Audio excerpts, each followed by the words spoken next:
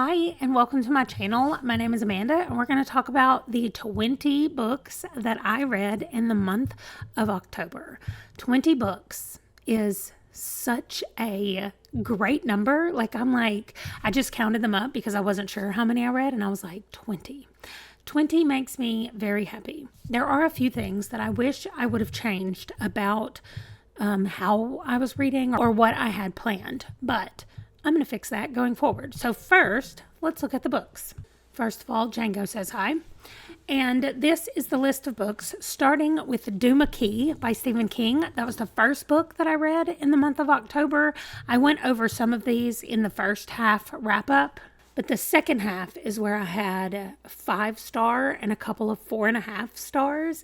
And those all came from the second Mistborn trilogy. So books 4, 5, and 6 in the Wax and Wane series.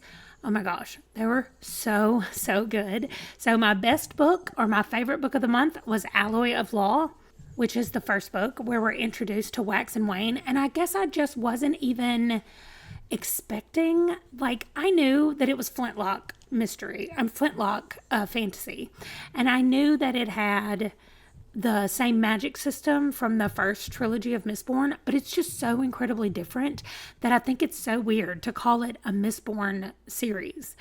If all of these things take place in the Cosmere, I don't understand why it's not just a separate trilogy in the Cosmere, because it seems very, very different. And I know they're loosely connected. I loved so much that the connection that we had with the first trilogy was one of my favorite characters. I'm not going to give anything away, but one of my favorite characters from the original trilogy, their lineage is where we are with Wax, and I love it so much. So anyway, I had 3 books with Wax and Wane. That was a lot of fun to just live in that world for a little while.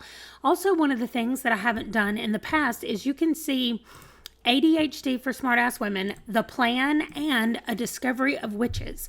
I started all of those books in October and did not finish them. That's why they're not bold. They're just regular font, because that's how I'm keeping up with what I've finished. And usually I don't even put them on this list until I'm finished with them. But I decided that I was going to do things a little bit differently. So the ADHD book and The Plan are both nonfiction books. So what I did was, when I got to the point where I was needing a break from maybe some of the fantasy that I was reading, as you'll see in a minute, I read a lot of fantasy this month. Then I just picked those books up for a little bit, and I just read a little bit of them before I went back to another book. So I think I'm going to do that going forward, and we'll just track them like that. As I finish them, whatever month I finish them in, then I'll talk about them in that month. So anyway, that's not true with The Discovery of Witches. I started it because I finished Shadow and Ice, which was the last book I finished this month, and I finished that on the 28th or the 29th, and I could have crammed in A Discovery of Witches in those last 2 days, but I'm trying to slow things down and really enjoy what I'm reading, so I'm not allowing myself to put the speed on faster than 2 times speed. And I know that a lot of you are like, 2 times speed is very fast, and it is, but it's not as fast as I was listening to books, and so I'm not going over 2 times speed. 2 times speed is a good speed for me. I can understand everything they're saying. It feels like I'm actually reading the book at that pace and not waiting for them to get to the next sentence. I can't stand it when it's too slow. So all of that to say, I finished 20 books. I told you my best read of the month. My worst was Sinner's Spark. This is the 3rd book in that Zulir Warrior Mates book. Clearly, it's aliens who have somehow gotten human women, and I am done. I am over it. I was okay with the book. It was all right, but it was not good as far as did I enjoy myself, and would I like to continue in this series? No, I would not. So I have put it as a DNF, which you will also see there is another series that I read the first book in the series and said, no, thank you. I'm not going forward with that one either. So I think it's time to get over to our stats. As you can see, 20 books, that's it.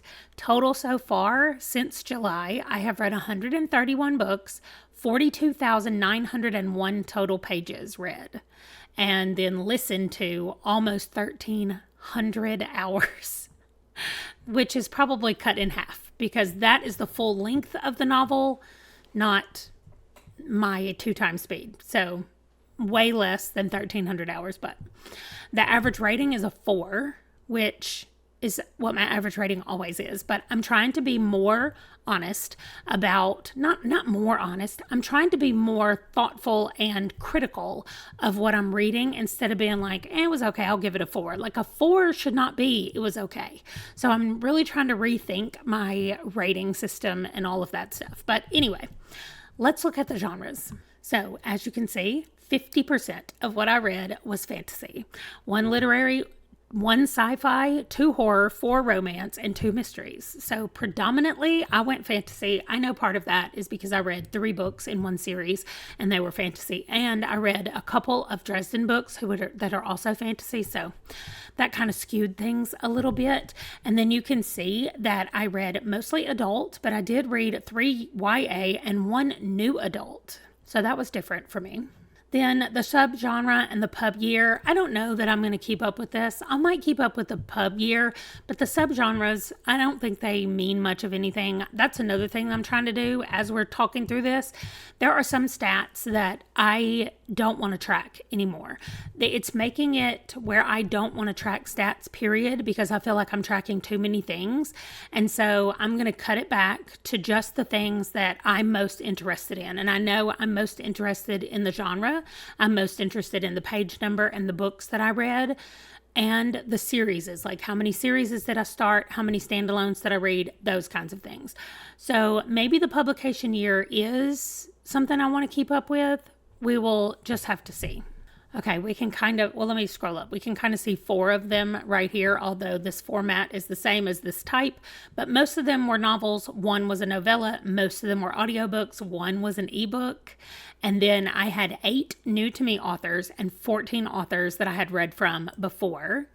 Over here, I had 2, no, maybe it's not 2, but it's percentage wise. Half of the books that had an LGBTQIA plus rep, half was the main character and half was the side characters.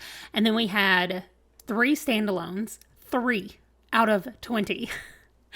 2 of them that I'm going to DNF. So I already told you about the Zulier Warrior Mates that I'm not continuing. I also read Rhapsodic, which is the first book in a series called the Bargainer series, and I've decided I'm not continuing with that either. So I did those 2. I do have 1 that is completed to the publication date, and that is Dead Tired from The Expectant Detectives. There's only 2 books in that series, and I've read them both, so I'm caught up.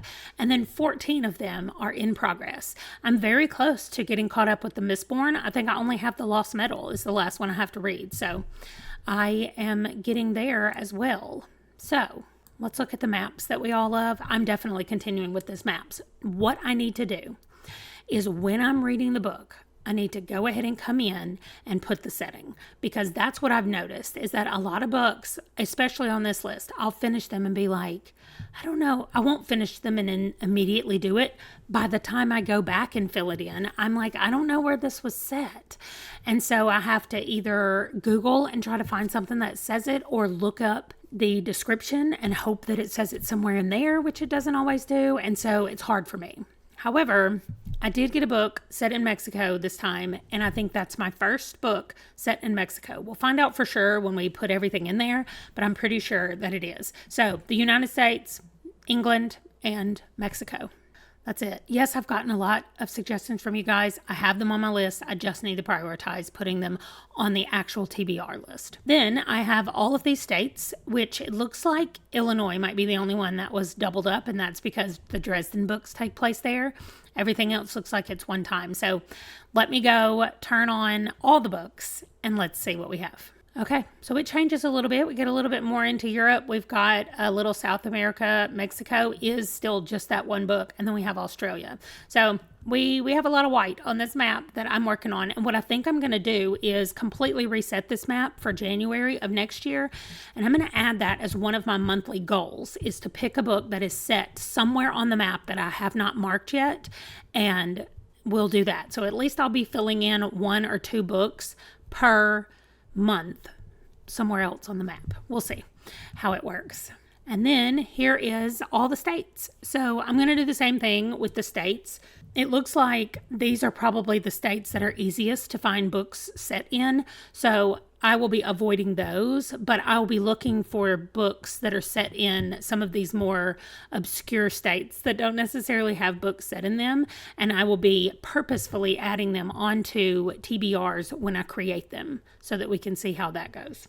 And then I thought it would be fun to just look at this. Out of the 131 books, this is what it looks like first of all. 36, then 30, then 41, then 20.